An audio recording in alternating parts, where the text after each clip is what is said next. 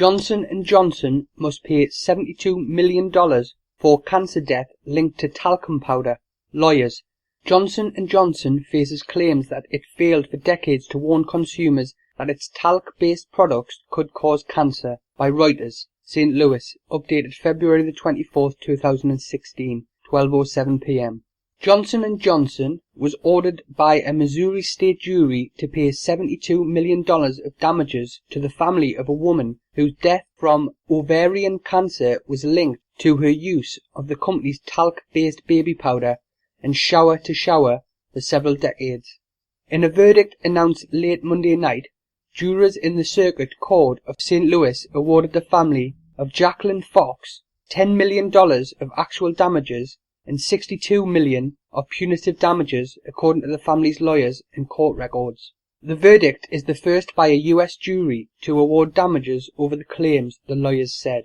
Johnson & Johnson faces claims that it, in an effort to boost sales, failed for decades to warn consumers that its talc-based products could cause cancer. About 1,000 cases have been filed in Missouri State Court and another 200 in New Jersey. Fox, who lived in Birmingham, Alabama, claimed she used baby powder and shower-to-shower for feminine hygiene for more than 35 years before being diagnosed 3 years ago with ovarian cancer. She died in October at age 62. Jurors found Johnson & Johnson liable for fraud, negligence and conspiracy, the family lawyers said. Deliberations lasted 4 hours following a 3-week trial. Joe Beasley, a lawyer for Fox's family, said Johnson & Johnson knew as far back as the 1980s of the risk, and yet resorted to lying to the public, lying to the regulatory agencies. He spoke on a conference call with journalists. Carol Goodrich, a Johnson & Johnson spokeswoman, said, "We have no higher responsibility than the health and safety of consumers, and we are disappointed with the outcome of the trial. We sympathize with the plaintiff's family, but firmly believe the safety of cosmetic talc is supported by decades of scientific evidence."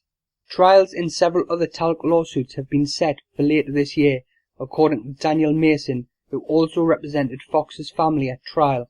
In October 2013, a federal jury in Sioux Falls, South Dakota, found that plaintiff Dean Berg's use of Johnson & Johnson's baby powder products was a factor in her developing ovarian cancer. Nevertheless, it awarded no damages, court records show. Valiant Pharmaceuticals International Inc. now owns the shower-to-shower brand, but was not a defendant in the Fox case. The case is Hogan's et al. Versus Johnson & Johnson et al. Circuit Court of the City of St. Louis, Missouri, number 1422 CC 09012.